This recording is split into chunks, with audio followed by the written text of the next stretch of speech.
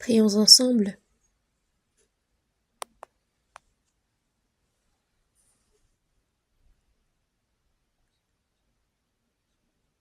Dieu notre Père qui nous aime, qui est saint et miséricordieux, nous vivions éloignés de toi, dans nos péchés. Nous étions ennemis de toi par nos péchés et nos iniquités. Mais quand nous ne te connaissions pas, le Seigneur Jésus-Christ a reçu le jugement concernant nos péchés que nous devions recevoir à notre place. Et par le sang précieux qu'il a versé, il nous a sauvés. Merci pour cette grâce inconditionnelle, cette grande grâce. Et en cette heure, tu nous as permis de comprendre ta grâce. Tu nous as fait recevoir la vie éternelle et l'espérance. Merci. Durant le reste de notre vie, puissions-nous vivre pour ta gloire, pour ta volonté. Et en cette heure, c'est tous ceux qui ont été sauvés par ton sang précieux, qui se sont réunis pour te louer, pour louer ta grande grâce, pour apprendre ta parole.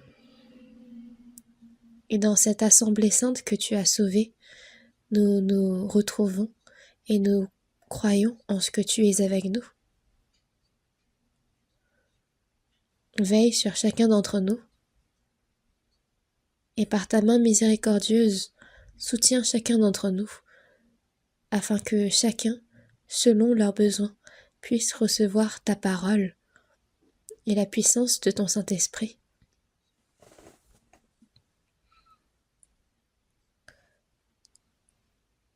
Nous prions pour que le reste de notre vie, tu puisses nous enseigner davantage sur la voie que nous devons suivre et comment nous devons agir. Dans le monde, il y a de nombreuses églises qui gardent la foi et qui prêchent ton évangile. Sois avec tous les frères et sœurs qui vivent ainsi. Accorde-leur toujours plus ta puissance du Saint-Esprit et ta sagesse, afin que ton évangile puisse être prêché à encore plus d'âmes. Tous ceux qui sont dans la maladie, tous ceux qui sont faibles dans la foi, si certains sont dans les épreuves, par ta main puissante, soutiens-les afin que nul ne tombe. Tu nous donnes la parole dont nous avons besoin en ton temps, et tu nous enseignes la voie à suivre. Aujourd'hui encore, tu te manifestes parmi nous pour nous apprendre ta volonté sainte. Merci de nous aider encore cette fois à comprendre ta parole et nous avons prié au nom de Jésus-Christ qui nous aime. Amen. Cherchons ensemble la Bible. L'Évangile selon Matthieu chapitre 6. L'Évangile selon Matthieu chapitre 6 du verset 9 au verset 13. Lisons lentement ensemble. L'Évangile selon Matthieu chapitre 6 verset 9 au 13. Lisons ensemble. Voici donc comment vous devez prier.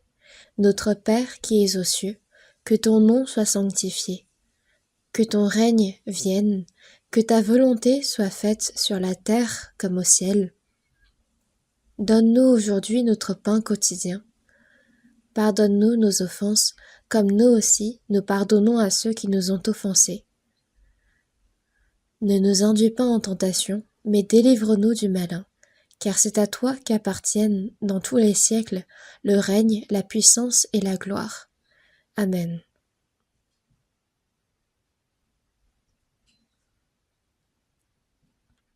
Je comptais terminer le sujet de la prière que le Seigneur enseigne la semaine dernière, mais il reste encore un point important. Je ne peux pas passer outre ce sujet, c'est pourquoi je m'apprête à vous prêcher encore une fois sur ce sujet. Vous pouvez tous réciter à présent la prière que le Seigneur enseigne, n'est-ce pas? Chaque mot du Seigneur a une signification profonde. Et elle rassemble ici les éléments clés concernant la façon dont nous devons prier. C'est pourquoi nous devons nous efforcer à prier de cette façon. Donc nous devons souvent réciter cette prière du Seigneur et nous devons aussi appliquer cette prière dans notre vie.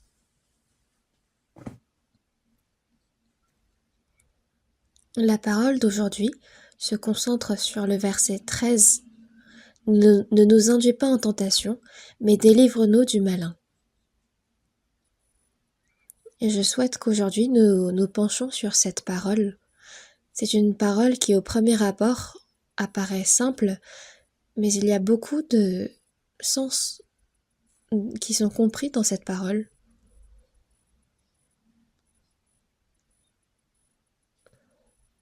Dans la Bible, on parle d'épreuves, de tentations, de tests.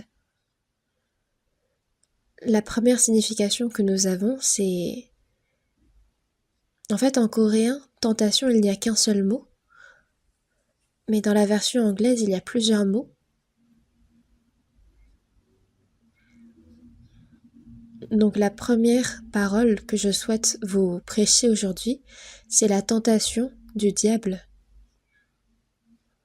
On parle vraiment de la tentation, que le diable nous séduit, qu'il veut nous faire tomber. Puis le deuxième point,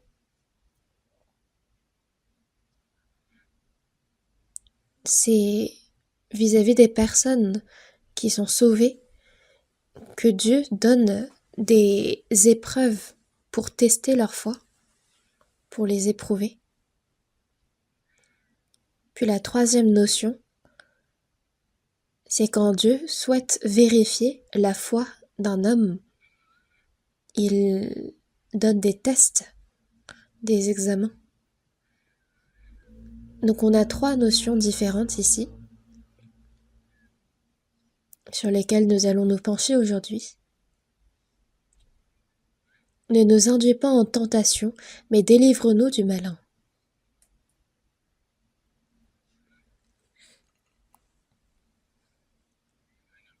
Celui qui induit en tentation, c'est le méchant, le diable.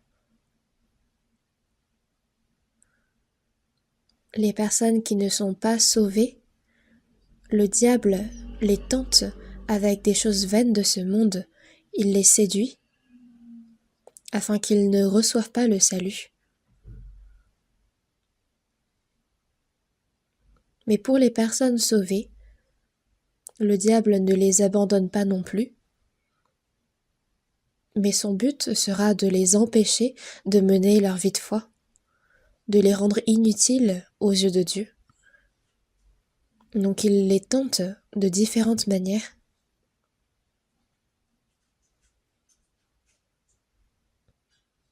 Donc réfléchissons en premier lieu à cette tentation du diable. La tentation, c'est induit par le diable, le méchant. C'est une tentation individuelle, personnelle. Donc, avec notre force, nous ne pouvons vaincre la tentation du diable. Le diable, c'est l'ange déchu. Avant de créer les hommes, Dieu a créé les anges. Et quand on regarde dans Apocalypse chapitre 5 verset 11, il est dit que le nombre des anges était des myriades et des myriades, des milliers de milliers. Et les principaux anges étaient Gabriel, Michael et Lucifer. Et il leur a accordé des myriades d'anges à leur responsabilité. Sauf que Lucifer est devenu arrogant et il a souhaité s'élever à la place de Dieu. C'est pourquoi Dieu l'en a chassé du royaume des cieux. Quand on regarde dans Matthieu chapitre 25 verset 41, « Retirez-vous de moi, maudits, allez dans le feu éternel qui a été préparé pour le diable et pour ses anges. » L'enfer n'a pas été créé au début pour les hommes, mais c'était pour le diable et pour ses anges. Mais Dieu n'a pas envoyé le diable immédiatement en enfer, ça aurait été l'idéal, mais il l'a relâché pour un temps. Pourquoi? Parce que même le diable, Dieu l'utilise. Dans Proverbe, l'Éternel a tout fait pour un but, même le méchant pour le jour du malheur. Dieu utilise même le diable encore maintenant. Le diable n'est pas encore envoyé en enfer, mais il œuvre dans ce monde. Et on dit du diable qu'il est le tentateur. Les anges sont les plus puissants après Dieu. C'est pourquoi nous ne pouvons les vaincre par notre propre force. C'est pourquoi nous devons demander sincèrement l'aide de Dieu. Dans Matthieu chapitre 26, verset 39, quand Jésus, avant d'être arrêté,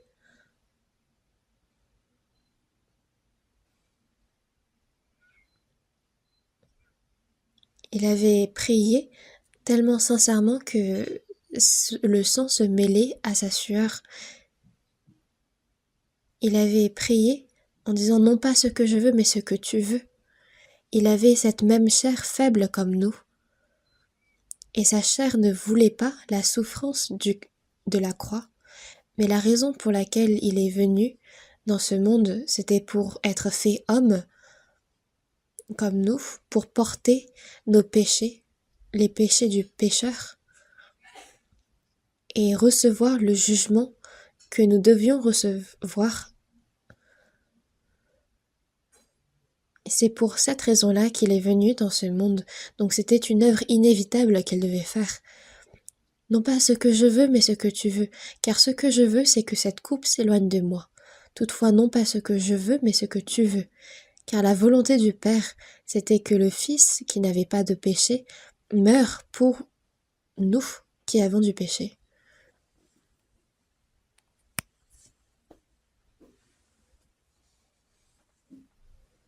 Donc même Jésus, afin de vaincre la faiblesse de sa chair, a prié. Il a prié sincèrement, et c'était 3 fois qu'il a fait cette même prière. Mais les disciples qui étaient avec lui, éloignés de lui, étaient tous en train de dormir. Les disciples avaient suivi Jésus pendant 3 ans et demi. Ils avaient partagé ces mêmes souffrances, ces mêmes fatigues. Mais ils étaient fatigués, donc ils s'étaient endormis. Et dans Matthieu chapitre 26, verset 41, Jésus s'adresse à eux en disant « Veillez et priez afin que ne tombiez pas dans la tentation. » Mais les disciples ont failli à cette tâche et s'étaient endormis. Les disciples qui étaient auprès de Jésus quand il était arrêté, ils avaient tous confessé, l'un et l'autre, qu'ils allaient suivre Jésus jusqu'à la mort. Mais quand il fut arrêté, ils ont tous pris la fuite. C'est parce qu'ils n'ont pas veillé, c'est parce qu'ils n'ont pas prié quand il le fallait. Quand on regarde dans 2 Pierre, chapitre 2, verset 9, « Le Seigneur s'est délivré de l'épreuve les hommes pieux. » Il délivre de l'épreuve les hommes pieux. Et les hommes pieux ici désignent les chrétiens sauvés, ceux qui vivent selon la volonté de Dieu, ceux qui prient, ceux qui se confient dans la parole de Dieu. Dieu les délivre de l'épreuve. Il les garde afin qu'ils ne tombent pas dans la tentation. Donc nous, c'est à travers la prière que nous pouvons recevoir la puissance pour surmonter les tentations. Et c'est ainsi que nous pouvons œuvrer au milieu du règne de Dieu. Dans Jacques chapitre 1, versets 14 et 15, il est dit « Mais chacun est tenté quand il est attiré et amorcé par sa propre convoitise. »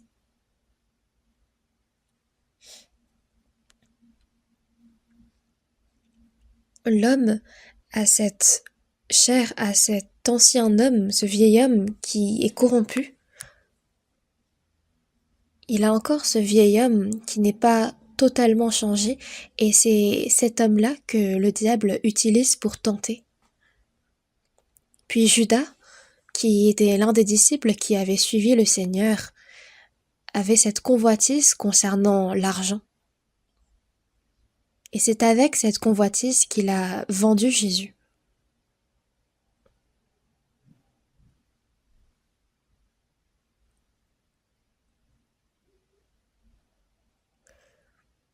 Dans Jean chapitre 12, verset 4,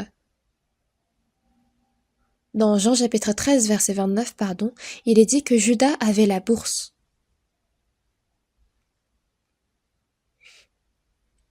Marie, qui avait reçu dans sa demeure Jésus,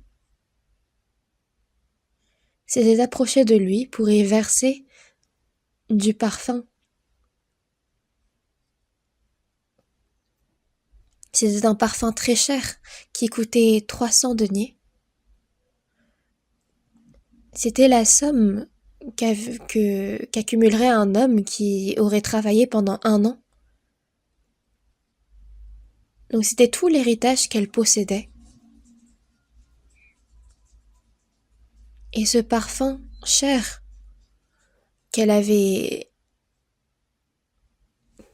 gardé dans un vase, elle l'a brisé aux pieds de Jésus et elle le lui a appliqué. Puis les disciples qui avaient regardé cette scène s'étaient écriés en disant « Mais on aurait pu vendre ce parfum et distribuer cet argent auprès des pauvres. » Le premier qui s'était écrié parmi eux, c'était Judas. Parce que Judas avait pour responsabilité la bourse des disciples. Donc il suivait Jésus et il aidait Jésus à distribuer cet argent auprès des pauvres. Mais dans la Bible, il est dit de Judas que c'était un voleur.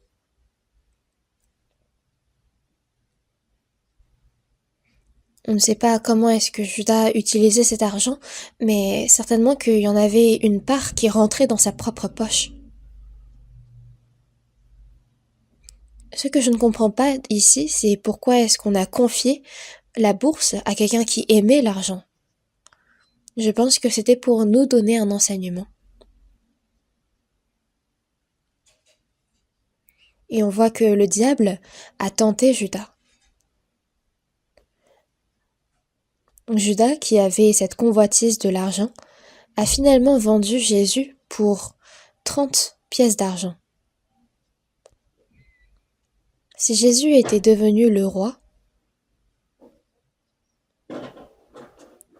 Judas s'était dit que, en tant que responsable de sa bourse, qu'il allait devenir le trésorier du futur roi. Il aurait certainement eu de telles pensées. Mais Jésus sait sans force qu'il a été condamné à mort quand il a été arrêté. Toute l'espérance que Judas avait s'est rompue. Et parce qu'il avait peur d'être arrêté lui aussi, en tant que disciple de Jésus, il l'a renié. Il l'a vendu. Quand c'était dans un endroit où personne ne connaissait, Jésus était en train de prier avec ses disciples, mais Judas le savait, et il a emmené avec lui tous ceux qui voulaient la mort de Jésus pour le livrer à eux. Et c'est pour 30 pièces d'argent qu'il l'a finalement vendu. Dans Jean chapitre 13, verset 2, pendant le souper, lorsque le diable avait déjà inspiré au cœur de Judas Iscario, fils de Simon, le dessein de le livrer,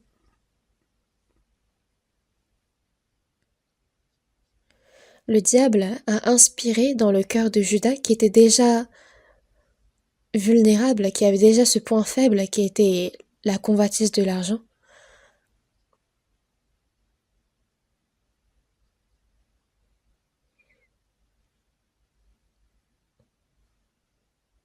Donc Judas avait déjà ce cœur de vouloir s'emparer de la bourse de l'argent de Jésus. Et dans Jean chapitre 13, verset 27, il est dit que Satan entra dans Judas. Il a fait entrer dans le cœur de convoitise de Judas cette pensée de livrer Jésus, et c'est à cause de cette convoitise et de ce cœur qu'il a mis en pratique que Judas est allé en enfer. Parce que quand Judas a livré Jésus, il a livré son propre âme.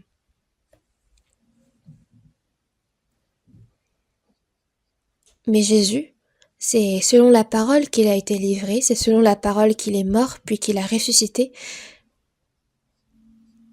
Mais malheur à l'homme par qui le Fils de l'homme est livré, mieux vaudrait pour cet homme qu'il ne fût pas né.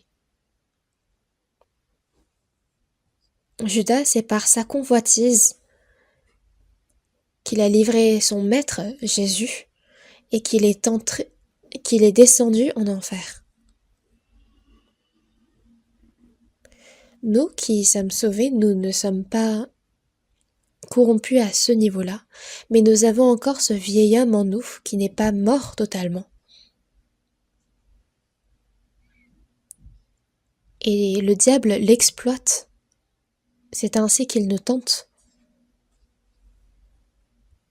afin que nous ne menions pas une bonne vie de foi, que nous soyons réduits à des êtres inutiles devant le Seigneur. Quand on regarde dans 1 Pierre chapitre 2 verset 11, à vous abstenir des convoitises charnelles qui font la guerre à l'âme. En nous avons des convoitises charnelles. Ça renvoie à ce vieil homme qui est en nous. Mais l'âme d'une personne sauvée contient le Saint-Esprit.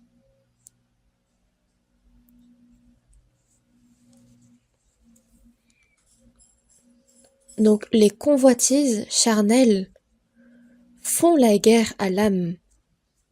Ils sont opposés à cette âme.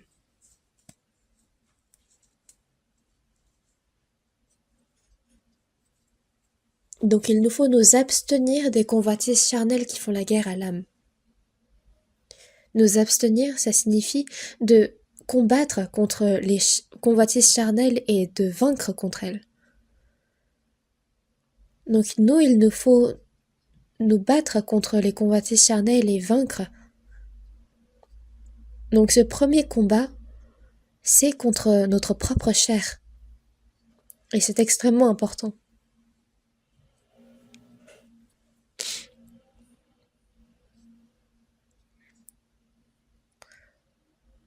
C'est à travers ce vieil homme qui n'est pas encore totalement changé que le diable nous tente.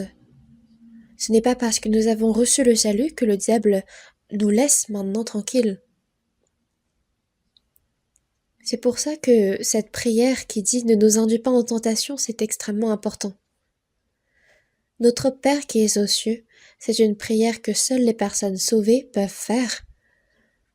Et il faut que les personnes sauvées ne soient pas induites en tentation. Le diable ne peut pas prendre notre salut, mais il peut nous faire vivre pour notre propre chair. Il peut nous rendre inutiles aux yeux de Dieu.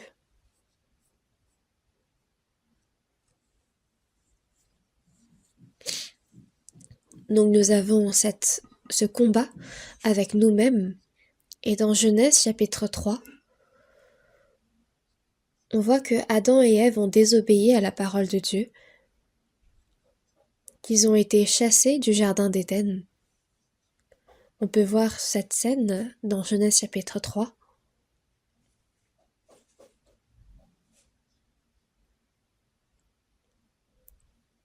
Adam, toi tu as pris de ce fruit que je t'avais interdit de manger sur parole de ta femme, et tu en as mangé.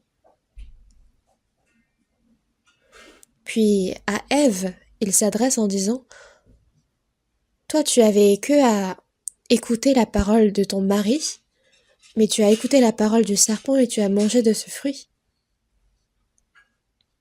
Et le serpent, ce n'était pas n'importe quel serpent, ça c'est sûr. Dans Genèse chapitre 3, on voit que le serpent était le plus rusé de tous. C'était certainement un serpent qui pouvait se déplacer avec des pattes.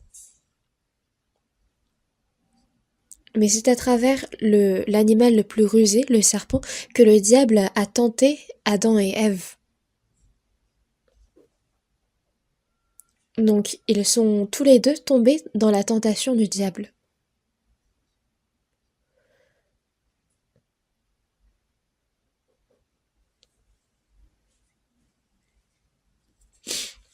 C'est pourquoi Dieu s'adresse au serpent en disant: Je mettrai inimitié entre toi et la femme, entre ta postérité et sa postérité.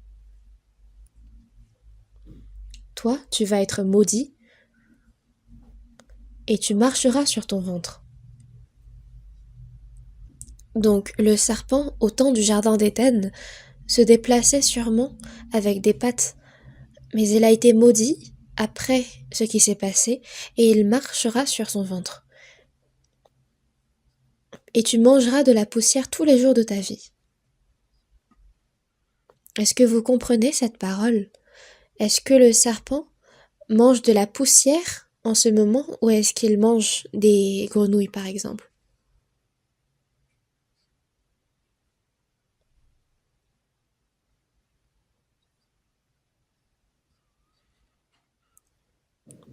Mais dans la parole de Dieu, dans Genèse chapitre 3 verset 14, il est dit: Tu mangeras de la poussière tous les jours de ta vie.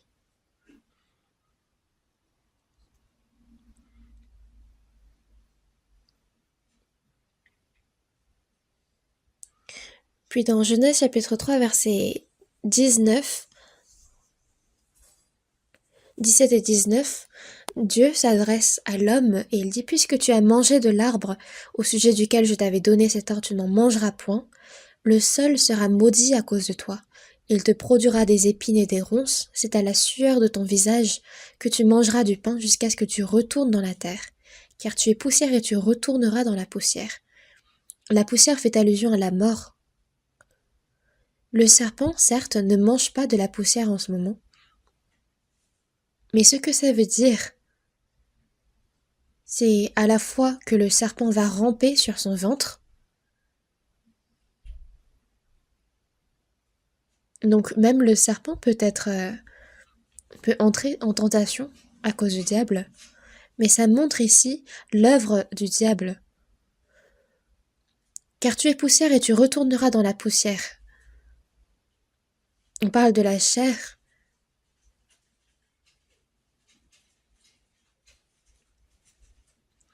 Et on voit que le diable œuvre dans cette chair corrompue de l'homme. C'est dans la chair humaine de l'homme que le diable œuvre. Dans Galates chapitre 5 verset 17, l'esprit en a de contraire à ceux de la chair, car la chair a des désirs contraires à ceux de l'esprit et sont opposés entre eux. L'esprit qui est en nous, le Saint-Esprit qui est en nous, se bat contre notre chair qui n'a pas encore été totalement changée. Puis la chair s'oppose au Saint-Esprit. Donc la convoitise de la chair s'oppose au désir de l'esprit, ils sont opposés et elle empêche l'œuvre du Saint-Esprit. Nous avons compris la parole de Dieu, nous continuons à apprendre sa parole et par cet amour que nous avons envers Dieu, nous avons ce cœur de vouloir obéir à sa parole. C'est un cœur tout à fait naturel aux chrétiens sauvés. Mais les désirs de la chair s'opposent à ces désirs de l'esprit. Pourquoi est-ce que nous n'arrivons pas à obéir en tout temps à la parole de Dieu? Pourquoi est-ce que nous continuons à commettre des péchés? C'est à cause du diable et à cause de cette chair que nous avons encore et qui n'est pas totalement transformée. Ils sont opposés entre eux, afin que vous ne fassiez point ce que vous voudriez.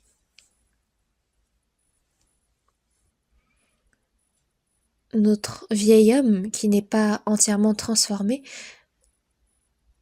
nous dérange tellement dans notre vie de foi. Il nous empêche de bien apprendre la parole de Dieu, de bien obéir totalement à sa parole. Et c'est à travers cette chair que le diable œuvre.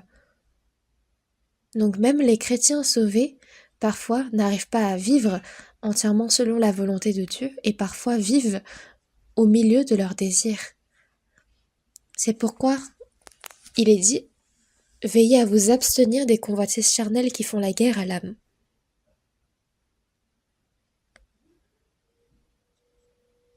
Donc le diable utilise la chair même des chrétiens sauvés, car elle n'est pas totalement transformée, pour les faire tomber. Et c'est un grand problème. Ce n'est pas le problème de quelqu'un d'autre, mais c'est nos problèmes à nous, à chacun d'entre nous. Pendant 30 années,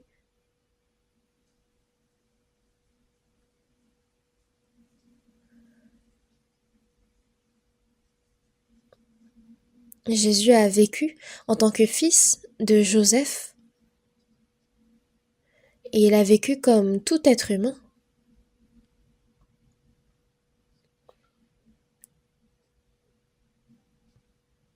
Puis il a reçu le baptême au fleuve du Jourdain auprès de Jean-Baptiste, et il a commencé sa vie de missionnaire. Dans Matthieu, chapitre 4, versets 1 et 2, « Alors Jésus fut emmené par l'Esprit dans le désert pour être tenté par le diable. Après avoir jeûné 40 jours et 40 nuits, il eut faim. » Ce qui est étrange ici, c'est qu'il n'a pas été emmené par le diable dans le désert pour y être tenté par lui, mais il fut emmené par l'Esprit dans le désert. Pourquoi? Parce que pour que Jésus nous sauve, il faut que lui-même vainc la tentation du diable. Adam, le représentant et le premier homme de l'histoire de l'humanité, a désobéi à la parole de Dieu. Il est tombé dans la tentation du diable. Il a fait entrer le péché chez l'homme. Donc il faut que Jésus, en tant que second représentant de l'humanité, vainc la tentation du diable. C'est pourquoi il a jeûné 40 jours et 40 nuits. Puis le tentateur s'est approché de lui et il l'a tenté. Vous connaissez très bien le contenu dans Matthieu chapitre 4, n'est-ce pas? Si tu es fils de Dieu.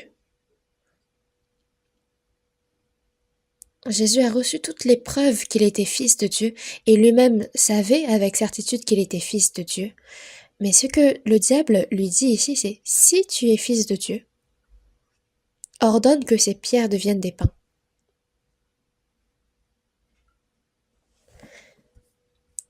Tu es fils de Dieu et pourtant tu jeûnes autant, tu as faim. Tu as cette puissance de transformer ces pierres en pain si tu es vraiment fils de Dieu. On dirait qu'il prononce ces paroles pour le bien de Jésus. Quand la chair est le plus fatiguée, quand elle est le plus faible, le plus important pour la chair, ça devient la nourriture. Et c'est pour ça que le diable tente Jésus sur ce point-là. Comme s'il voulait le bien de Jésus. Toi, tu es fils de Dieu et pourquoi est-ce que tu as aussi faim? Tu peux très bien transformer ces pierres en pain et tu peux très bien manger. On dirait des paroles belles, agréables. Mais c'est la tentation du diable.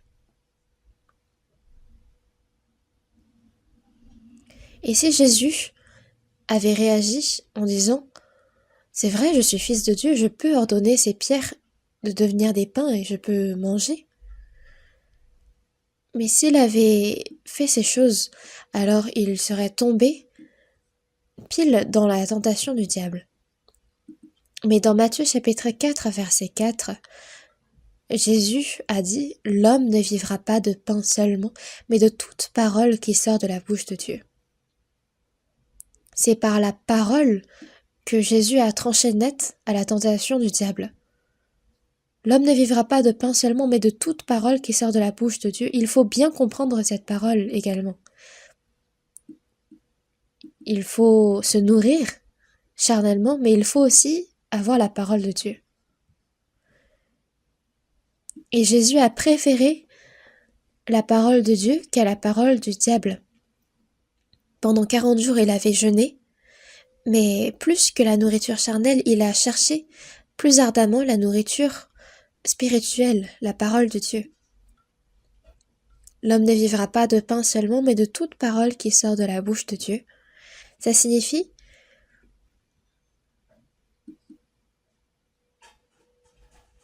il ne faut pas penser que c'est seulement la parole de Dieu, d'apprendre la parole, de l'écouter qui est importante, mais il faut aussi ne pas oublier que Jésus s'était fait chair comme nous. Il n'avait rien à apprendre de plus dans ce monde, il n'avait rien à réciter. Lui qui est la parole même de Dieu, il est venu en tant que chair. L'homme ne vivra pas de pain seulement, mais de toute parole qui sort de la bouche de Dieu. Ça signifie que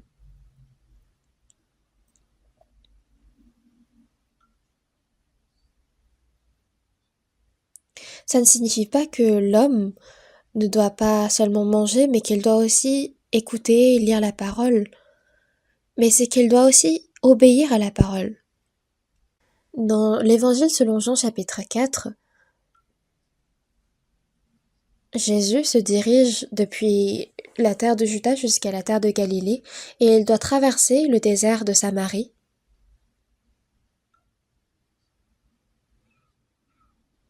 Toute la journée, il avait marché, il avait faim, il avait soif.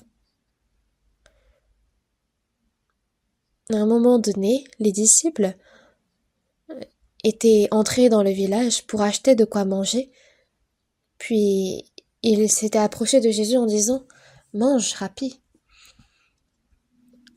Et vous connaissez ce que Jésus a dit, n'est-ce pas? Il a dit « J'ai à manger une nourriture que vous ne connaissez pas. » Les disciples se demandaient « Quelqu'un lui aurait-il apporté à manger ?» Mais non. Quand il avait dit à la femme samaritaine « Donne-moi à boire », la femme samaritaine avait complètement oublié de lui donner à boire avant de se précipiter dans le village.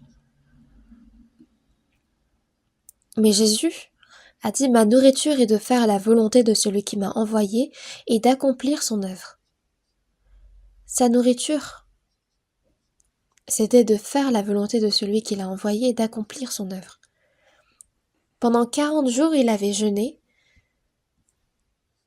Et quand il disait « L'homme ne vivra pas de pain seulement, mais de toute parole qui sort de la bouche de Dieu », c'était de ne pas seulement écouter la parole de Dieu, mais d'y obéir.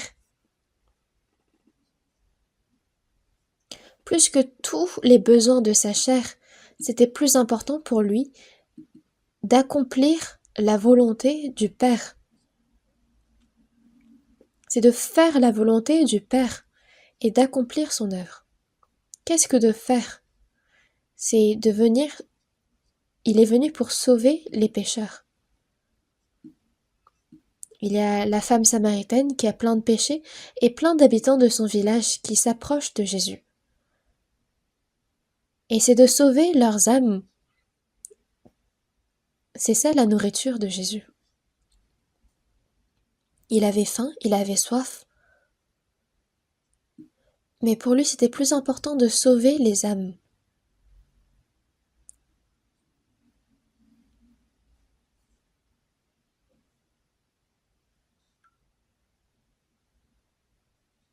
C'est ainsi que Jésus a surmonté cette première tentation du diable. Puis, qu'est-ce que le diable fait?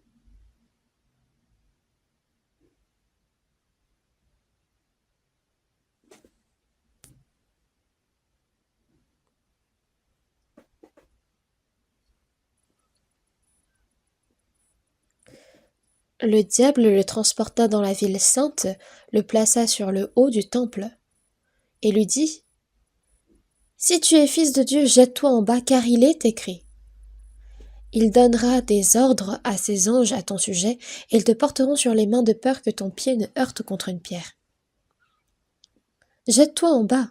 Il est écrit que ces anges ne permettront pas que ton pied ne heurte contre une pierre. Parce que Jésus a vaincu le diable par la parole, même le diable utilise la parole pour essayer de faire tomber Jésus. Et cette parole ici que le diable cite, ça ne signifie pas que aucune difficulté n'adviendra aux chrétiens, mais c'est que au milieu des difficultés, Dieu les garde. Mais même cette deuxième tentation, le diable a surmonté. Jésus lui dit: Il est aussi écrit, tu ne tenteras point le Seigneur ton Dieu. Donc le diable commence sa troisième tentation en lui montrant tous les royaumes du monde et leur gloire, en disant: Je te donnerai toutes ces choses si tu te prosternes et m'adores. Dans le jardin d'Éden, en faisant entrer le péché dans l'homme, est devenu le roi de ce monde. Si tu te prosternes et m'adores, je te donnerai toutes ces choses. C'est une énorme tentation. Mais Jésus lui dit: Il est écrit, tu adoreras le Seigneur ton Dieu et tu le serviras lui seul. Il y a Dieu, pourquoi se prosterner à quelqu'un d'autre? Jésus a rétabli toutes choses qui ont été perdues avec le péché d'Adam et d'Ève. Il a brisé la puissance du diable.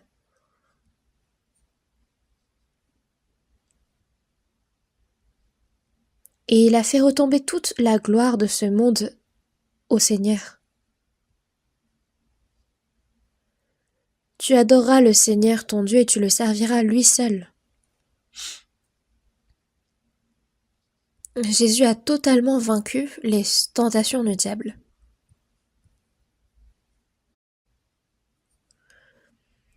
Adam, au jardin d'Éden,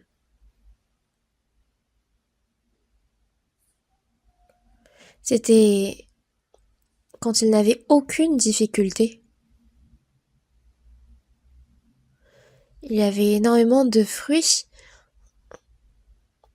de magnifiques fruits, en abondance dans le jardin d'Éden. Et Dieu lui avait dit: tu pourrais tout manger, tu peux tout manger, mais c'est quand il n'y avait aucune difficulté qu'il est tombé dans la tentation du diable. Au contraire, Jésus, c'était dans la pire des situations qu'il a été tenté. Quand il avait jeûné 40 jours et 40 nuits, quand il avait faim, soif, quand il était fatigué, c'est dans cette situation-là qu'il a vaincu la tentation du diable. Et vous savez que là où le diable a tenté Jésus, le diable nous tente nous aussi. Si Jésus n'avait pas surmonté ces tentations, il n'aurait pas pu devenir notre sauveur. Pour nous sauver, il s'est fait chair, il est venu dans ce monde et il a surmonté les tentations du diable. La première tentation du diable, c'était une tentation financière. Même les chrétiens sauvés, nous avons des difficultés financières, nous sommes pauvres, nous avons des difficultés. Et parfois, le diable s'approche de nous en disant: tu es sauvé, tu es fils de Dieu, et pourtant, pourquoi est-ce que tu vis dans de telles difficultés? Pourquoi es-tu aussi pauvre?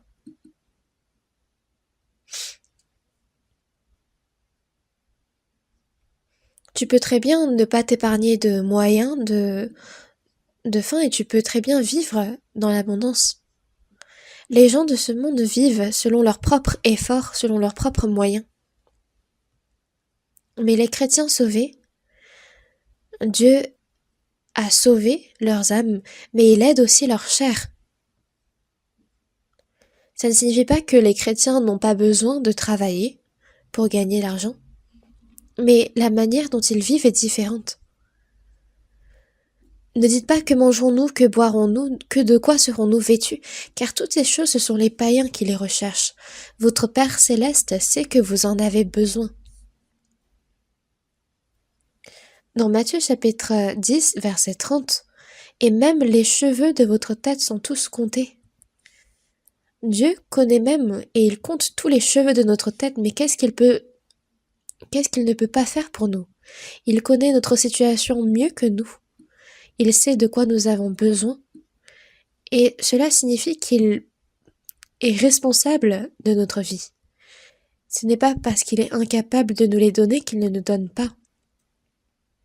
Mais il voit si dans toute situation, même au milieu des difficultés, nous nous confions en lui. C'est pourquoi il faut chercher premièrement quoi?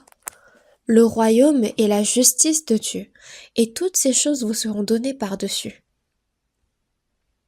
Le royaume, donc de prêcher l'évangile. Ce n'est pas seulement les prédicateurs, les pasteurs, les évangélistes qui prêchent l'évangile, mais ce doit être l'objectif numéro 1 de tous les chrétiens sauvés. C'est la première et la plus importante vocation que le Seigneur nous donne. Que nous soyons agriculteurs, que nous soyons employés d'entreprise, que nous soyons présidents d'entreprise, l'important ce n'est pas de quoi manger, de quoi boire, de quoi nous vêtir, mais c'est de chercher premièrement le royaume de Dieu. Et la justice de Dieu, c'est de vivre selon la volonté de Dieu. Les chrétiens sauvés doivent s'aimer les uns les autres, ils doivent aimer Dieu et ils doivent aimer sa parole, y obéir. C'est cela que de chercher la justice de Dieu. Et si nous faisons ces deux choses, alors toutes ces choses vous seront données par-dessus. Vous savez le principe un acheté, un offert. Si nous cherchons premièrement le royaume et la justice de Dieu, toutes ces choses vous seront données par-dessus. C'est la promesse de Dieu. Et Dieu est quelqu'un qui respecte coûte que coûte ses promesses. Et toutes ces choses vous seront données par-dessus. Mais si on ne fait pas ces choses-là, parce qu'on n'a pas pu croire en la promesse de Dieu, le Seigneur ne nous aide pas en retour. Donc la manière de vivre des chrétiens sauvés est différente de celle des gens du monde. Les gens du monde n'épargnent aucun moyen. Ils cherchent à gagner toujours plus d'argent. Et s'ils n'y arrivent pas, ils trompent même les hommes. Mais ce n'est pas le cas pour les chrétiens. Nous sommes maintenant enfants de Dieu. Même les cheveux de notre tête sont tous comptés. Pourquoi est-ce que Dieu ne nous connaîtrait pas nos situations? Et jusqu'au jour où nous rentrerons dans le royaume des cieux, Dieu nous garde. Mais cherchez premièrement le royaume et la justice de Dieu, et toutes ces choses vous seront données par-dessus. Si nous ne cherchons pas premièrement le royaume et la justice de Dieu, alors cette promesse ne s'applique pas, parce que cela signifierait que nous ne croyons pas en sa promesse. Il nous sera fait selon notre foi.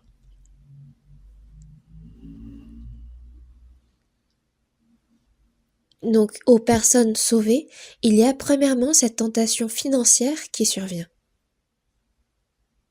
Parce que Judas, avec sa bourse, n'a pas utilisé cet argent pour Dieu, mais pour soi-même. Il est entré en enfer. Et à quelqu'un qui possède beaucoup d'argent, il sera également tenté par cet argent. Dans 1 Jean, chapitre 2, versets 15 à 17, « N'aimez point le monde, ni les choses qui sont dans le monde. » C'est une parole qui s'adresse aux personnes sauvées. Ce monde,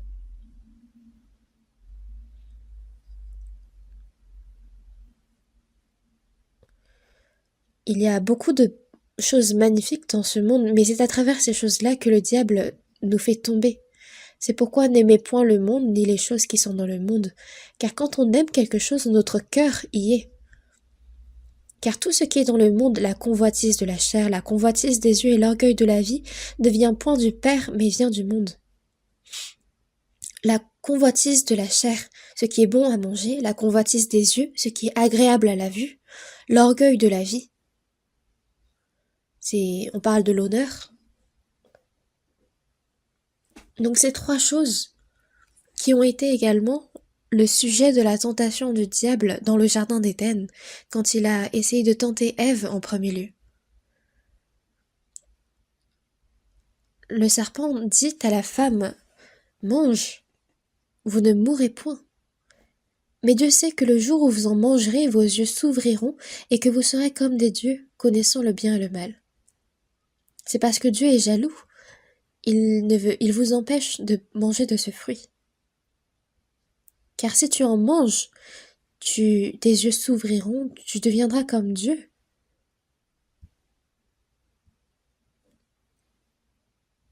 La femme vit que l'arbre était bon à manger et agréable à la vue et qu'il était précieux pour ouvrir l'intelligence, parce qu'il a ouvert ses oreilles aux paroles du serpent. Elle a vu que cet arbre était bon à manger. Parce que Dieu a formé l'homme à son image.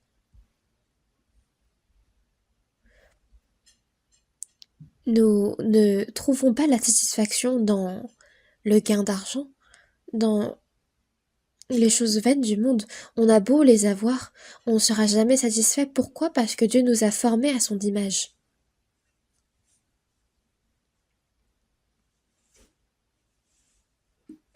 Mais il nous faut pour cela obéir à la parole de Dieu, afin qu'il vous élève au temps convenable. Si nous n'obéissons pas à sa parole, il nous abaisse.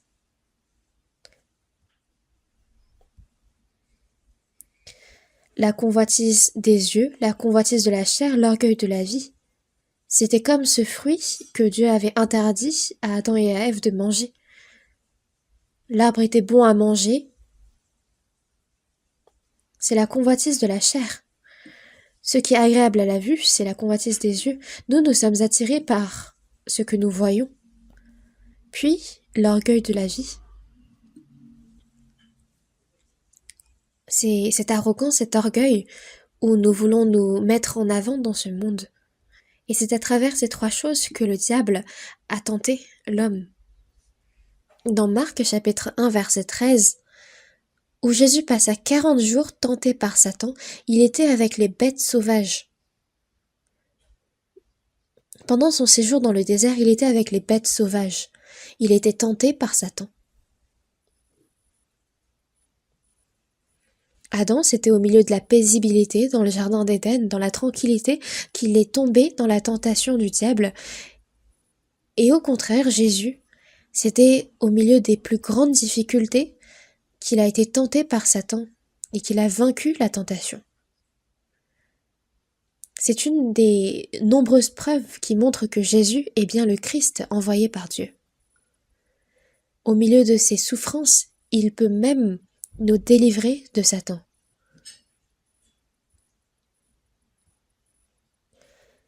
Et quand on regarde dans Luc chapitre 4 verset 13, après l'avoir tenté de toutes ses manières, le diable s'éloigna de lui jusqu'à un moment favorable. Après ces trois tentations, le diable s'éloigna de lui, mais jusqu'à quand? C'était toute la vie de Jésus qu'il l'a suivi et qu'il l'a tenté.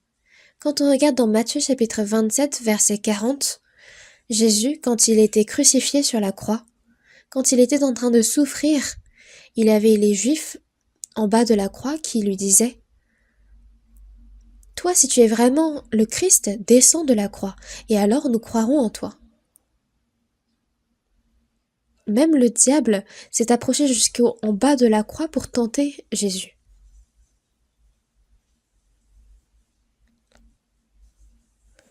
Le diable suit les chrétiens jusqu'au bout pour le tenter. Il ne faut pas oublier ce fait-là, c'est extrêmement important.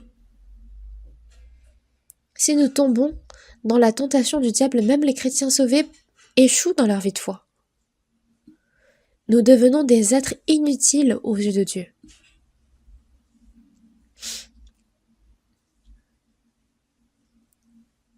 Dans la guerre, c'est on exploite les points faibles pour gagner. Et c'est pareil pour le diable qui utilise nos points faibles, nos points les plus vulnérables pour nous faire tomber. Ceux qui sont faibles dans l'argent, alors c'est financièrement, c'est concernant les biens matériels qu'il les fera tomber.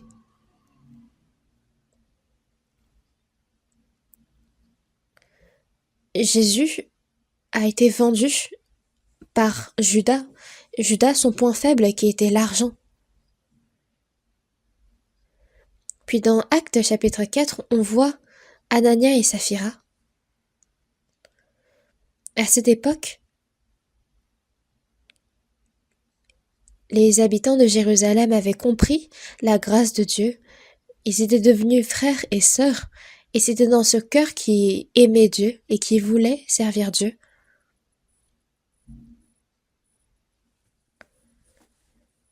Parce que les disciples avaient prévenu les habitants de Jérusalem que la ville serait détruite bientôt, que cette désolation était proche.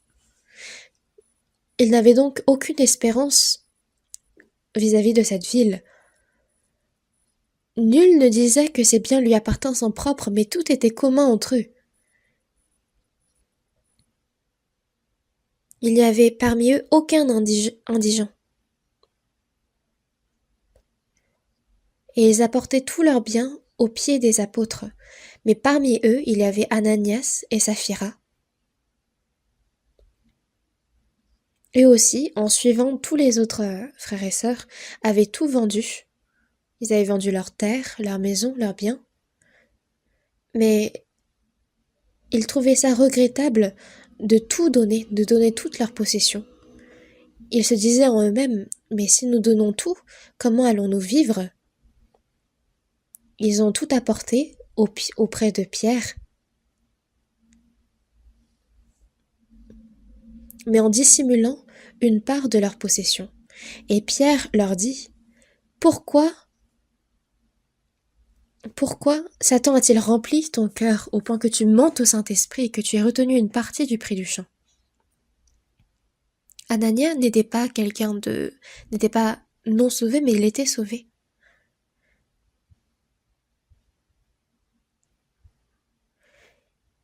Et c'est pour ça que il reçut le châtiment de la mort. Les jeunes gens s'étant levés l'enveloppèrent, l'emportèrent et l'ensevelirent. Puis il y a environ 3 heures plus tard, sa femme qui entra sans savoir ce qui est arrivé. Pierre lui demande « Dis-moi, est-ce à un tel prix que vous avez vendu le champ ?» « Oui, répondit-elle, c'est à ce prix-là. » Alors Pierre lui dit « Comment vous êtes-vous accordés pour tenter l'Esprit du Seigneur ? Voici, ceux qui ont enseveli ton mari sont à la porte et ils t'emporteront. » Au même instant, elle tomba aux pieds de l'apôtre et elle expira de la même manière qu'Ananias. Les jeunes gens étaient entrés, la trouvèrent morte, ils l'emportèrent, et une grande crainte s'empara de toute l'assemblée et de tous ceux qui apprirent ces choses.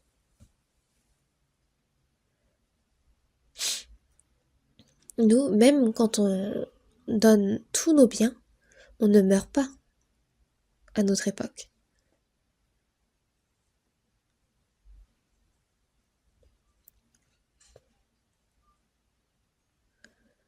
Quand nous avons des difficultés, il y a des choses que nous devons faire.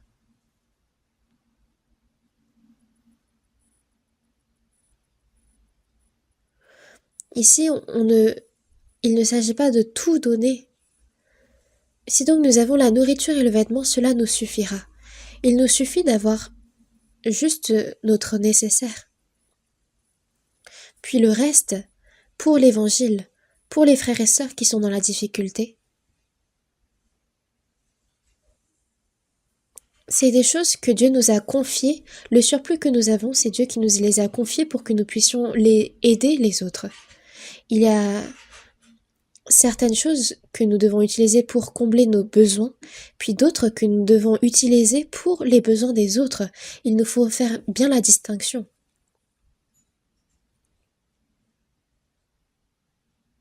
Donc ceux qui aiment l'argent seront tentés à propos de l'argent.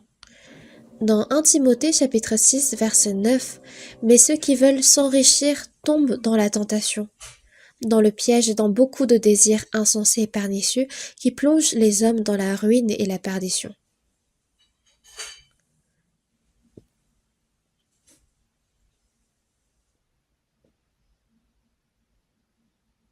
Il est dit que l'amour de l'argent est une racine de tous les maux, et quelques-uns, en étant possédés, se sont égarés loin de la foi.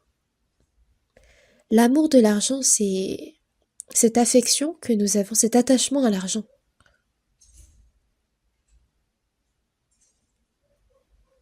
Et ces personnes-là pensent que l'argent, c'est leur Seigneur, qui vont les garder, qui vont les protéger, qui vont les bénir et qui vont assurer même leur mort.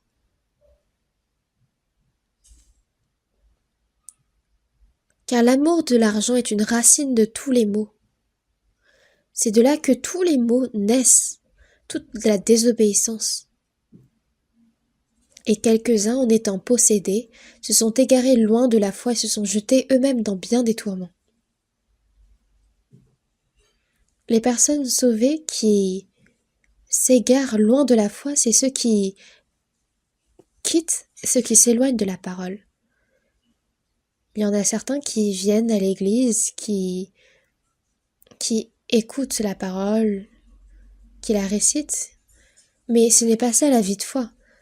La vie de foi, c'est chercher la parole, la recevoir et obéir à chaque parole un à un. C'est ça que la vie de foi. Si nous ne faisons pas ainsi, nous sommes des hypocrites. Puis il y a ceux qui sont faibles vis-à-vis du sexe opposé. Et ceux-là, ils seront tentés vis-à-vis de ça. Dans l'Ancien Testament, il y a Samson. Samson a été établi pour juge auprès d'Israël par Dieu. Dieu lui a accordé une force exceptionnelle pour se battre contre les Philistins. Mais Samson était faible concernant le sexe opposé. Il y a même un film sur Samson et Delilah. Samson avait vu une femme qui était belle de figure. Il a aimé cette femme. Et finalement, il a été séduit. Il a confié son secret. Les Philistins le saisirent, lui crevèrent les yeux. Il est devenu un sujet de moquerie. C'est la convoitise des yeux. Le roi d'Israël, David, alors qu'il devait bien garder sa position de roi, pendant que ses sujets, ses soldats étaient en train de faire la guerre, il apparaissait dans son palais. Il s'est levé tard et il a vu, en haut de son palais, une femme se baigner. Il a péché avec elle. Et afin de dissimuler son péché, il a fait périr le mari de cette femme, Uri, dans la guerre. Quand il a été repris par le prophète Nathan concernant son péché, il s'est repenti.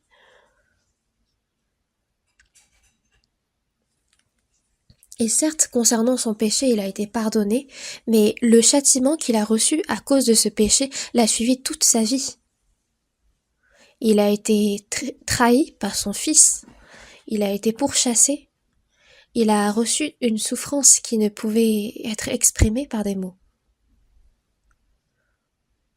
Puis comment était son fils Salomon ? Dieu a accordé à Salomon toute richesse, il a fait en sorte qu'il ne manque de rien. Mais Salomon a aimé tellement les femmes étrangères. Il en est venu à se prosterner devant toutes les idoles que servaient ces femmes. Et quand même Dieu l'a repris, il ne s'est pas repenti.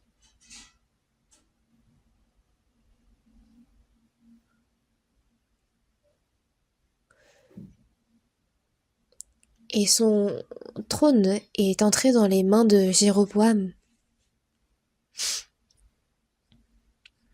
Il y a tellement d'hommes dans la Bible qui sont tombés à cause de la tentation concernant le sexe opposé. Mais il y a Joseph, l'un des fils de Jacob, qui a été vendu par ses frères en Égypte, mais Dieu fut avec lui, parce qu'il était sérieux dans les tâches qui ont été confiées. Il était fidèle.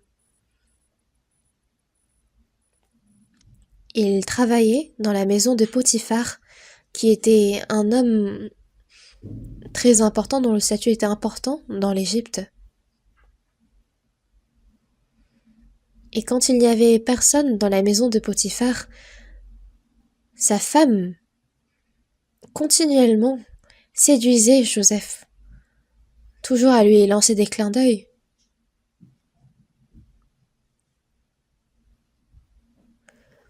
Juste un instant, amuse-toi avec moi. Joseph ne souhaitait même pas être avec elle, mais un jour, la femme de Potiphar le saisit par son vêtement en disant « Couche avec moi ».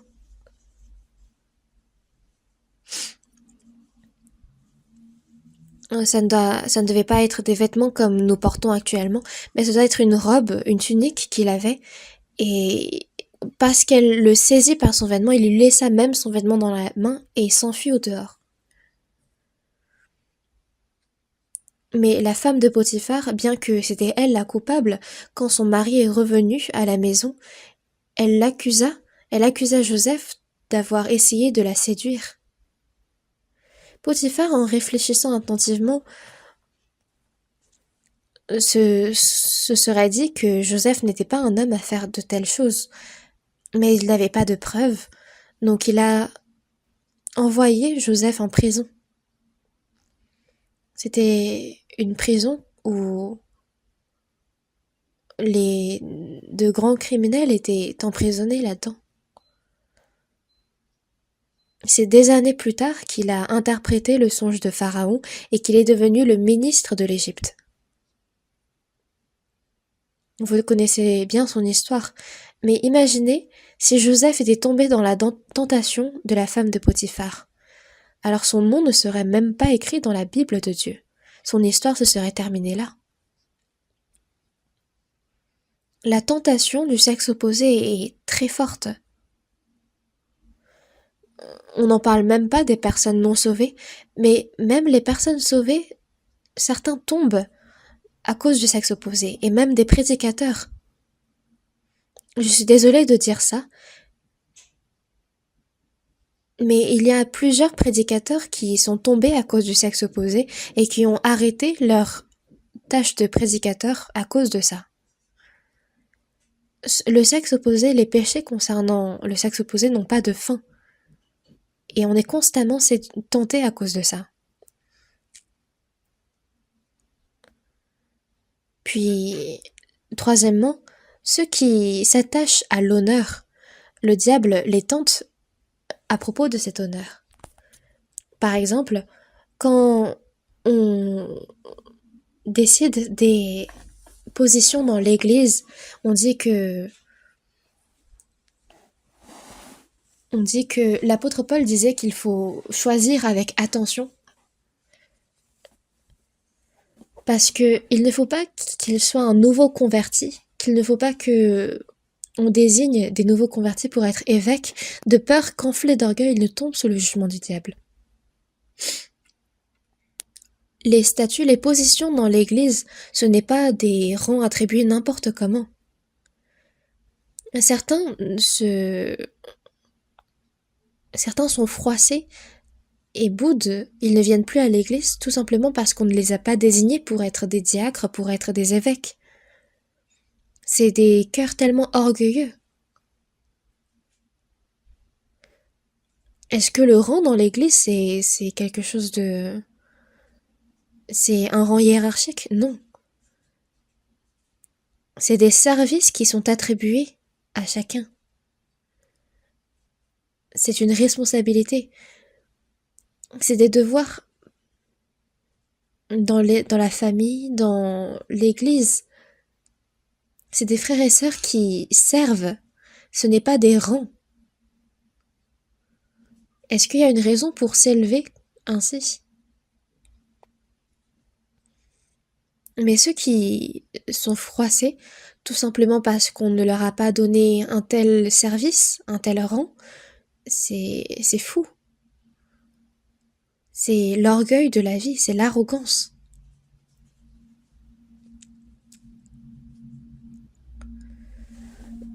Le roi Saül d'Israël,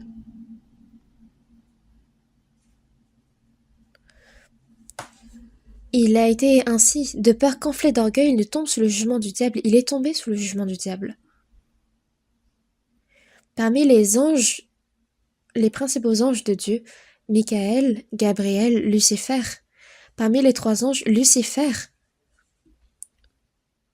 s'est enorgueilli, il est devenu arrogant à s'élever jusqu'à la place de Dieu et il en a été chassé du royaume de Dieu.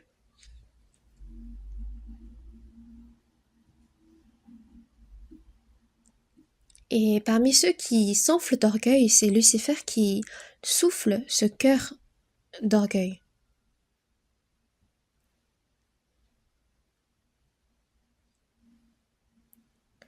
Le roi Saül d'Israël était le premier roi d'Israël. Et au début, il était très humble. Et c'est parce qu'il était humble qu'il a été choisi pour être roi d'Israël par Dieu. Et au début, il était très bien. Mais parce que, au bout d'un moment, il avait cette réussite qui s'accumulait. Il n'a pas voulu faire comme Dieu a décidé, mais il a voulu faire comme ce que lui voulait décider. Et au bout d'un moment, il a tellement désobéi que Dieu a choisi David pour être son successeur, pour être le nouveau roi d'Israël. Saül a envié David, il a été jaloux à un tel point qu'il voulait le tuer. Parce que le peuple s'est crié en disant « Saül a frappé ses 1000 et David ses 10 000 ».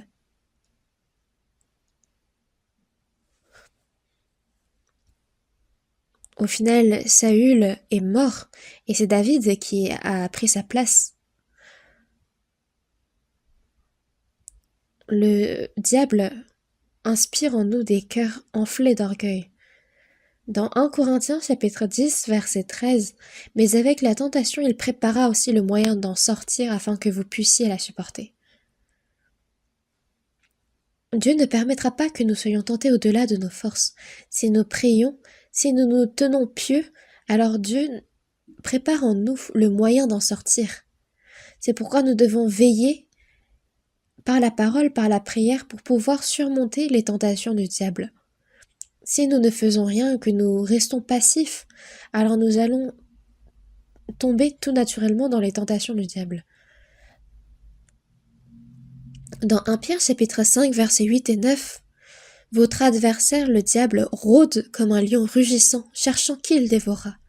Soyez sobre, veillez. » Votre adversaire le diable rôde comme un lion rugissant. Un lion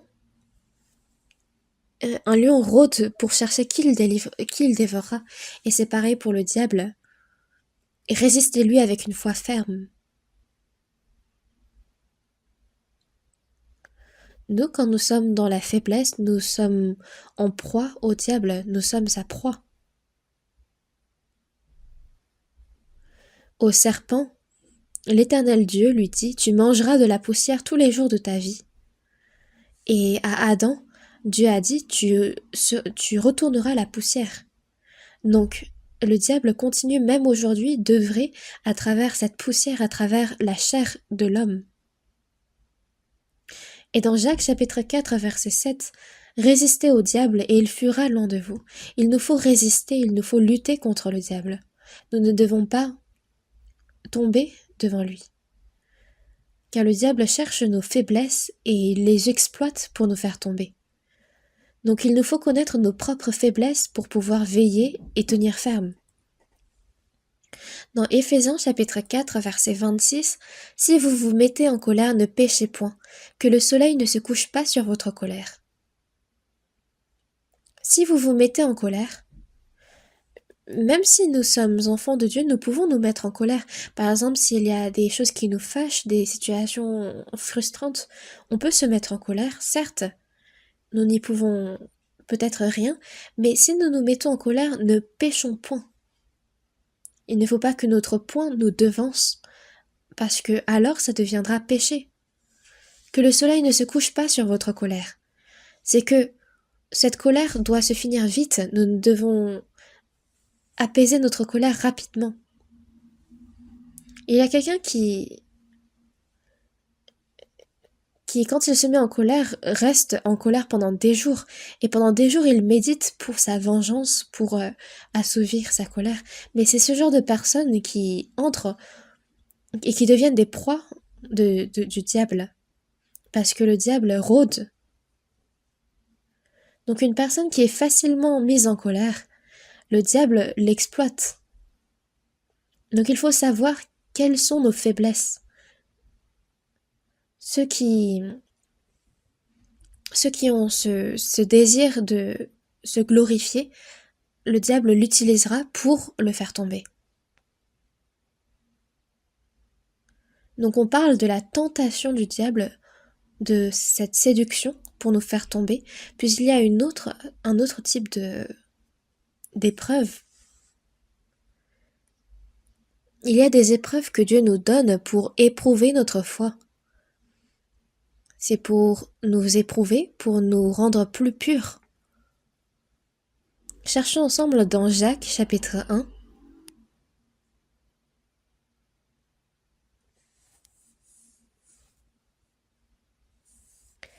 C'est après l'épître aux Hébreux, il y a l'épître à Jacques, l'épître de Jacques chapitre 1. Jacques chapitre 1 versets 2 et 3. Mes frères, regardez comme un sujet de joie complète les diverses épreuves auxquelles vous pouvez être exposés, sachant que l'épreuve de votre foi produit la patience.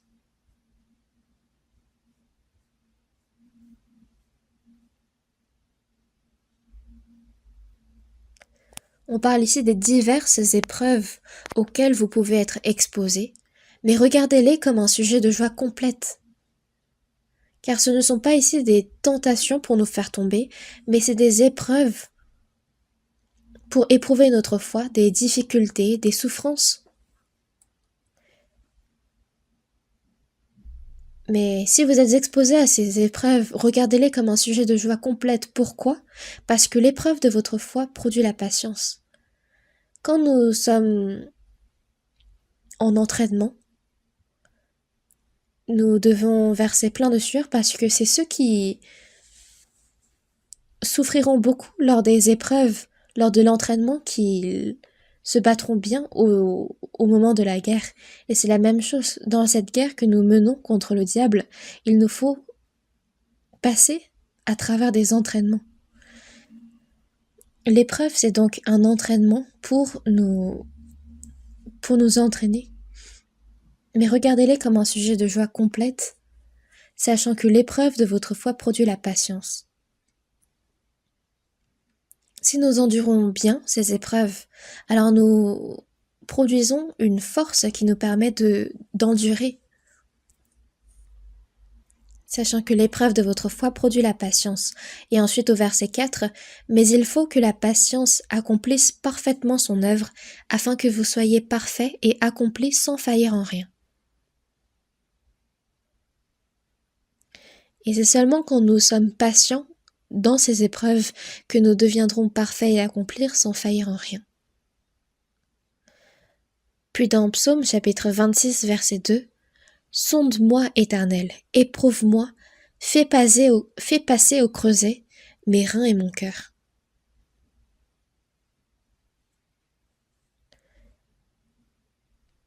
C'est une prière qui s'adresse à Dieu de sonder l'homme, de les faire passer au creuset, de les éprouver. Dans Psaume chapitre 66 verset 10, car tu nous as éprouvés, ô Dieu, tu nous as fait passer au creuset comme l'argent. Tu nous as fait passer au creuset comme l'argent. Comment est-ce qu'on éprouve de l'argent? Dans Malachie chapitre 3 verset 3, on voit que Dieu épure les fils de Lévi comme on épure l'or et l'argent. Et ils présenteront à l'Éternel des offrandes avec justice. Les fils de Lévi sont des hommes consacrés au service de Dieu. Et nous, les personnes sauvées, nous sommes comme ces fils de Lévi, consacrés au service de Dieu. Et il est dit de Dieu qu'il les épurera comme on épure l'or et l'argent. Il n'y a rien qui n'est pur dès le début, que ce soit l'or ou l'argent. Ils sont tous éprouvés au travers du feu. On les met dans la fournaise. On les fait fondre dans ce feu. Et toutes les impuretés sont écartées. Et ce qui reste à la toute fin, c'est l'or, l'argent. Donc c'est pour nous détacher de toute impureté que Dieu nous fait passer au travers du feu, il nous éprouve. Et c'est ceux qui ont résisté, ceux qui ont surmonté cette épreuve, qui pourront en ressortir purs. Et c'est ainsi que nous pourrons être agréables aux yeux de Dieu. Dans Job chapitre 23 verset 10, « Il sait néanmoins quelle voie j'ai suivie, et s'il m'éprouvait, je sortirais pur comme l'or. » Il sait, ici c'est Dieu qui sait néanmoins quelle voie j'ai suivie. Et après que Dieu m'éprouve, je sortirai pur comme l'or. C'est comme de l'or pur, je deviendrai quelqu'un de présentable, d'agréable aux yeux de Dieu. Une personne qui n'est pas éprouvée de cette sorte ne pourra pas être utilisée précieusement par Dieu. L'or est utilisé précieusement. Et une pierre précieuse ne peut être une pierre précieuse sans être passée au travers du feu. Dans 1 Pierre chapitre 1 versets 6 et 7, « C'est là ce qui fait votre foi, quoique maintenant, puisqu'il le faut, vous soyez attristés pour un peu de temps par diverses épreuves. Afin que l'épreuve de votre foi, plus précieuse que l'or périssable qui cependant est éprouvé par le feu, ait pour résultat la louange, la gloire et l'honneur lorsque Jésus-Christ apparaîtra. » La personne qui aura enduré diverses épreuves pourra avoir la louange, la gloire et l'honneur de Dieu. Dans 1 Pierre chapitre 4 versets 12 et 13, « Bien-aimés, ne soyez pas surpris comme de choses étranges qui vous arrivent, de la fournaise qui est au milieu de vous pour vous éprouver. » Quand il y a des épreuves qui arrivent, c'est les souffrances. Et quand vous avez ce genre de souffrance, vous devez réfléchir à comment est-ce que Dieu souhaite vous éprouver. Il ne faut pas tomber, il ne faut pas se décourager. Car il est dit ici, de la fournaise qui est au milieu de vous pour vous éprouver. Les chrétiens, lors des premières églises, avaient beaucoup de tribulations et de persécutions. Mais au milieu de celles-ci, ils ont gardé la foi, et c'est avec encore plus de courage qu'ils ont prêché l'évangile. Il y a beaucoup de difficultés, d'épreuves. Puis, un autre type d'épreuve, c'est pour voir si le peuple d'Israël garde ou non la loi. C'est ainsi que Dieu a éprouvé le peuple d'Israël. C'est comme ces examens qui testent pour voir si on a bien révisé, oui ou non. Donc il y a ces tests que Dieu nous donne. Dans Exode chapitre 16 verset 4, « Afin que je mette le peuple d'Israël à l'épreuve et que je vois s'il marchera ou non selon ma loi. » S'il garde ou non la loi de Dieu. Dans Deutéronome chapitre 8 verset 2, on voit que Dieu a fait sortir le peuple d'Israël de l'Égypte et qu'il l'a fait faire pendant ces 40 années dans le désert tout le chemin. Parfois, il lui donnait la manne, parfois il les faisait jeûner.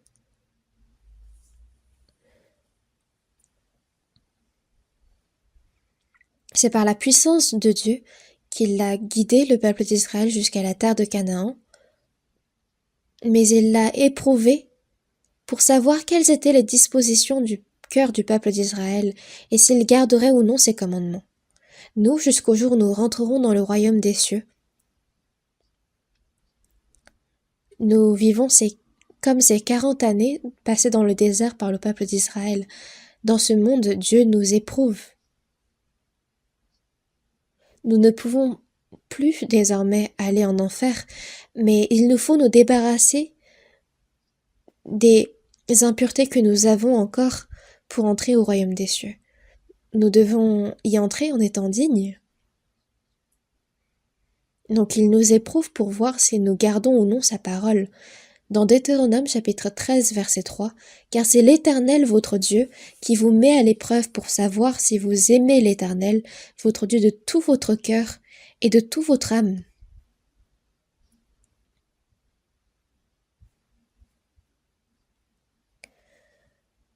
Pour savoir si vous aimez l'Éternel votre Dieu de tout votre cœur, de toute votre âme, c'est pour ça qu'il vous met à l'épreuve.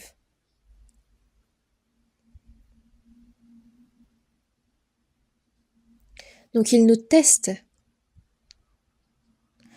Dans Genèse chapitre 22 verset 1, il manque un peu de temps donc je me précipite un peu, mais on voit que c'est quand Abraham avait 100 ans, Dieu lui a donné Isaac, son fils, et ça a dû être quand avait 13 ans, 14 ans environ, donc c'était à un âge où Isaac était vraiment adorable. Donc plus que toutes les richesses et les biens que Abraham avait, tous les nombreux serviteurs qu'il avait, c'était Isaac qu'il aimait plus que tout parce qu'il l'avait eu à ses 100 ans. Il n'y avait rien de plus précieux que lui. Donc c'était à un âge où Isaac était vraiment adorable que Dieu l'a mis à l'épreuve et lui dit « Prends ton fils, ton unique, celui que tu aimes, Isaac, va-t'en au pays de Morija, et là, offre-le en holocauste sur l'une des montagnes que je te dirai. » Comment Abraham a-t-il répondu ?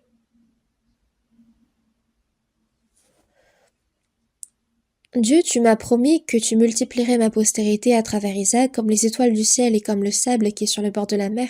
Pourquoi est-ce que tu changes d'avis ? Non, il n'a pas dit ça. Il n'a même pas demandé plus de temps pour y réfléchir, plus de temps pour en discuter avec sa femme. Il n'a rien dit de ces choses-là. Parce que si c'était le cas, il aurait pu changer d'avis, son cœur aurait pu être secoué. Mais il a dit immédiatement « Oui, Dieu ». Il a obéi immédiatement. Il n'en a même pas discuté avec sa femme Sarah. Si c'était le cas, Sarah lui aurait dit « Mais es-tu sûr d'avoir bien entendu cette parole ? Est-ce que tu penses que ce serait pas Satan qui t'aurait dit ça ? Il ne faut pas, tu ne dois pas faire comme ça. Si tu veux tuer mon fils, tue-moi en premier. » Si Abraham en avait parlé avec sa femme Sarah, les choses n'auraient pas bougé. Donc il a obéi immédiatement. Il a pris son fils pour aller au pays de Morija. C'est un trajet sur 3 jours. Et il est parti immédiatement. Il a laissé ses serviteurs en bas de la montagne de Morija, parce que s'il avait pris avec lui ses serviteurs, alors ses serviteurs l'auraient pris pour un fou, et il aurait essayé de l'en empêcher. Donc il a laissé ses serviteurs en bas de la montagne. Il a pris juste son fils, Isaac, qui a pris le feu, le bois. Isaac avait jusqu'à maintenant observé comment son père faisait des offrandes à Dieu. Donc normalement, pour offrir un holocauste, il faut du feu, du bois. Son père qui tient le couteau. Donc il se dirige, il monte dans cette montagne. Puis Isaac dit « Père, voici le feu, le bois, tu as le couteau, il y a tout, mais... » Donc il y a le feu, le bois, le couteau. Mais où est l'agneau pour l'holocauste ?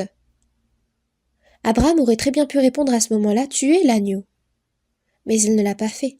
Il a dit en premier, Dieu, Dieu préparera. Puis c'est au sommet de la montagne qu'il a expliqué à Isaac.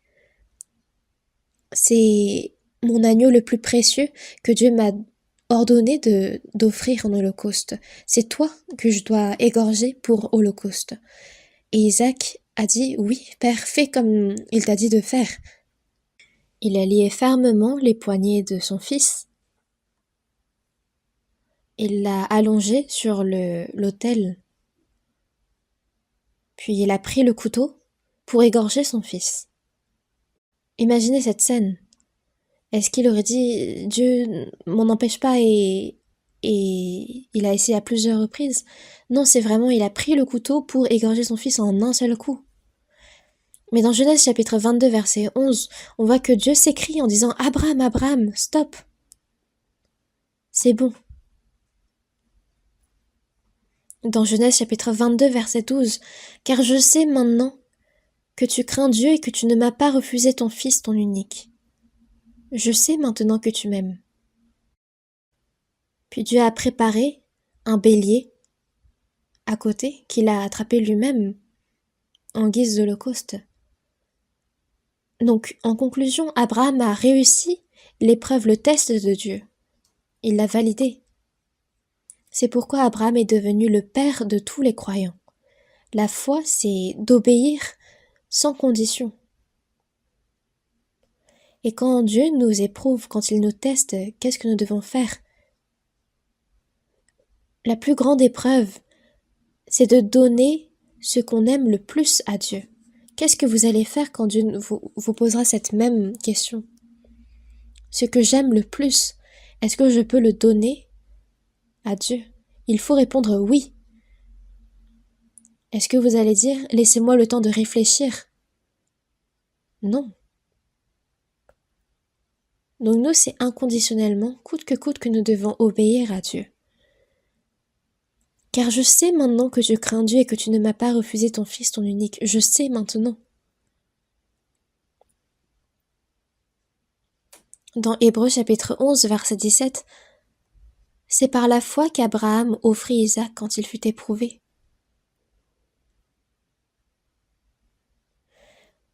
Puis dans Jérémie chapitre 17, verset 10, moi l'Éternel, j'éprouve le cœur, je sonde les reins pour rendre à chacun selon ses voies, selon le fruit de ses œuvres.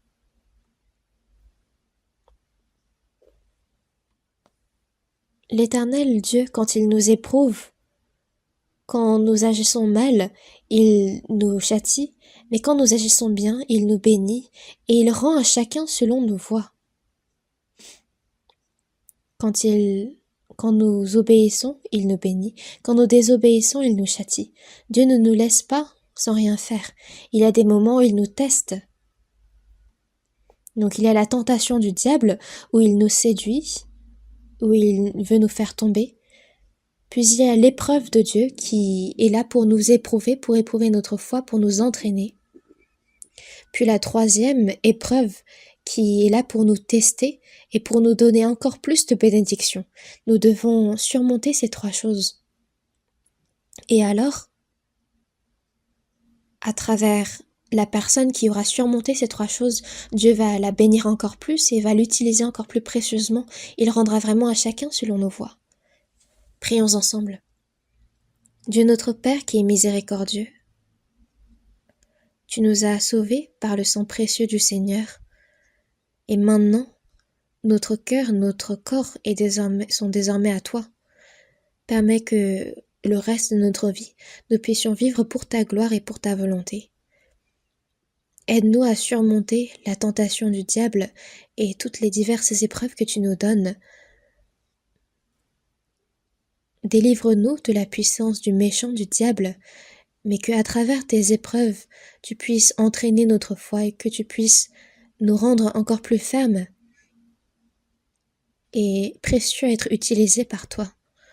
Tu connais notre cœur, tu connais notre situation. C'est pourquoi, aide-nous à pouvoir vivre pour ta volonté et en obéissant à ta parole. Soutiens-nous par la puissance de ton Saint-Esprit, afin que le reste de notre vie, nous puissions vivre en tant que tes enfants, et qu'au jour où tu reviendras, nous puissions nous tenir pour recevoir ta gloire, tes louanges, et non pas être